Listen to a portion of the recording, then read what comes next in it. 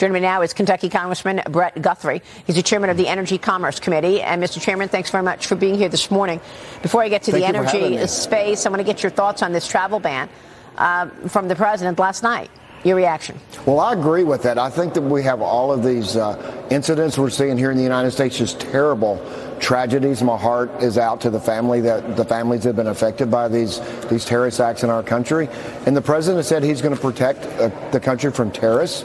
You know, he's trying to deport the families of terrorists as well. So I agree with exactly what he's doing. Well, I'm wondering, about China and whether or not the president needs to get tougher on travel to and from China, given the fact that Chinese researchers had this plot to smuggle a crop-killing fungus into America.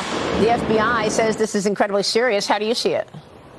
I see the same thing. I think we have to look at how we deal with China in everything that we do. We're looking at AI in our committee and how China is trying to dominate AI in the world. And I think China is our number one focus that we have to have. And so I strongly support anything we can do to ban that type of thing from China. Well, I mean, look, the list is growing here. You've got a surveillance balloon a couple of years ago surveilling American citizens. You've got intellectual property theft, COVID, fentanyl, and now an agro-terrorist product. Well, just think if that country that you just described, who's done all of that, dominates the world platform for AI. That is actually what our committee has been focused on. Other than the one big beautiful bill, the other big focus on our committee is how do we unleash American AI. And the biggest issue that you talk to people in the AI community, they say we have the brain power, we have the capital. Our biggest concern are we're going to have access to energy, and are we going to have access to a regulatory system that allows us to compete and allows us to win. And it absolutely is a geopolitical issue. I don't think I'm too strong. I went to West Point, so in the 1980s, yep. I don't think it's equivalent to when the Soviet Union and the battle for Western Europe in the Cold War. That's where we are with China now, and we need to take it that serious. Well, I mean, I guess the next question becomes, are we not funding it, right? I mean, look at all the Chinese stocks that are traded on U.S. exchanges. I've done several specials on this for Fox Nation called Underwriting the Enemy. And, as an elected official, do you need to do more in terms of taking those companies out of the U.S. exchanges, pulling some economic levers here to stop China? Because are we not funding all of this? Well, I strongly support anything we can do to stop China. So that specifically, I don't have the knowledge right now to give you the exact answer on that. But anything on China, what we're focused on, we do know that they are trying to dominate the world with AI. Yeah. And so we are struggling to make sure that we, in our committee, to try to get a bipartisan agreement, because if energy policy changes every 2 to 4 years, then it's difficult for Americans to invest and to grow our energy. And so we're trying to find that pathway forward, because we know that if the delta between what China energy growth and our energy growth is just astronomical, and that's going to absolutely affect our ability to compete. Well, that is the reason that President Trump has all hands on deck when it comes to energy, including investment in nuclear. Before we move on, I want to get your take on the debt limit. But before we move on, let me show you the conversation between the woman who was at the University of Michigan and her boyfriend. The boyfriend, Lee, says, where did the seeds get put? In the tube? Jean, who's the student from Michigan, says, I put them in my Martin boots in a small bag, the Ziploc bag, very small. Lee says, that's good. Just put it in your shoes. Jean says, I stuffed them in the shoes. They continue this conversation, the couple. Lee says, Teacher Lang's seeds must be placed well. So the teacher gave them the seeds to bring here, it sounds like. Jean says, where to put it? I only have one pair of shoes. The insole cannot be pulled off. Lee says, did you bring just one pair of shoes? Jean says, no, 3 pairs. I'm wearing 1 pair. I mean, this is a conversation, and this transcription, it was released by the FBI. This is just extraordinary. The hearing is going on today at 1 o'clock. The U.S. Attorney's Office for the Eastern District of Michigan told Fox News that Jean is still in custody pending the hearing. The public defender is currently representing her, though she's trying to retain private counsel. Do you have any expectations for this hearing today? Well, I certainly have expectations that the Trump administration and the Trump Justice Department is going to take full action. That's something we haven't seen in the past 4 years.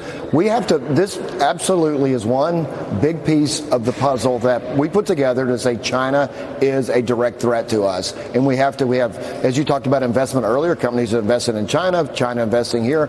We have to realize that we can't continue to do that. Right. We have to define the situation as it is, and we have to take every action that we can. And I don't want to keep repeating, but could you imagine if the country you just described dominated the world platform for AI? We actually had a hearing the other day. There was a medical device made in China implanted in a person that had a URL code back to the University of Beijing. So if anything that we have coming from China, we have to take as seriously as that situation you just described. Wow. Well, look, President Trump is going to speak with Xi Jinping this week. I hope one of the leading points of their discussion is this, and these unending efforts to undermine and undo America by the Chinese Communist Party. I hope the president has that on his list to talk with Xi Jinping, in addition to the trade issues, which I suspect is up there.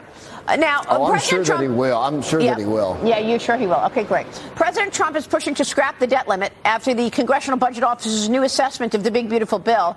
Now, the CBO is predicting the tariff revenue alone that the president has already taken in will cut the deficit by $2.4 trillion. This is good news. I know that the Senate is wrangling over what more to cut. But what is your assessment of what the CBO is telling us, even as Elon Musk is still pushing back on this bill? He says it should be scrapped entirely. In fact, he tweeted out this, kill Bill. Office of Management Budget Director Russ Vought says that the CBO's score confirms the bill will reduce deficits by $1.4 trillion over 10 years, Mr. Chairman. You authored the massive savings portion of the bill. It includes reforms to Medicaid. Tell us what more can be done and specifically what reform of Medicaid looks like. So we did. My committee was commissioned with getting $880 billion in savings. We reported out a bill that passed the House that saved over $1 trillion.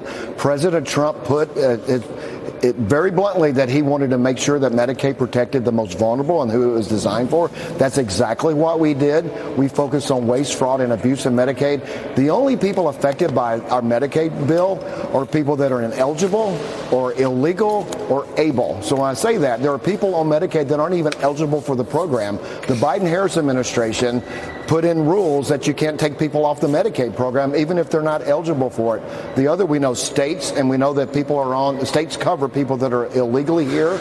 And we also know that they're able-bodied people. That's where the big number when they say that people are going to lose their health insurance. Yep. There's it's hard to believe, but there are 4.8 million people receiving Medicaid that are, and we exempt people that are pregnant, people that have a substance use disorder, people that are mental health, medically frail.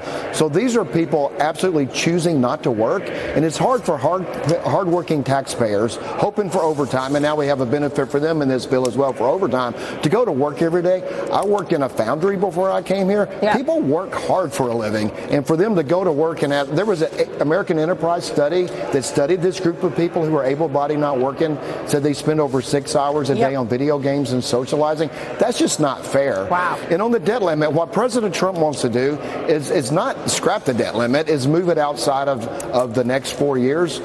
I think we're going to do well in the next elections. We've got great candidates, great members, but the probability is not zero that you'll deal with Hakeem Jeffries. Could you imagine President Trump trying to deal with the debt limit, which is really falls on the president of either party, whoever's in power, to really accomplish, and have to negotiate with Hakeem Jeffries? Yeah. Do you think the debt's going to go down if Hakeem Jeffries is doing the argument? Well, the debt's only going to go up. So I think what we need to do, is move it after his presidency and spend the rest of his presidency doing more to lower the debt. Lower the debt. Yeah, you make a good point, because all of these negotiations underway in the Senate right now have also a lot to do with the 2026 election and whether or not the Republicans hold on to the majority and whether or not President Trump will have to deal with Hakeem Jeffries as the speaker. Could you imagine the debt limit going down if he does? That would be in the middle of impeachment trials as well, no doubt. Congressman, good to see you, sir. Thank you. Great to see you. Thank you. All right, Brett Guthrie on Capitol Hill. We'll be right back.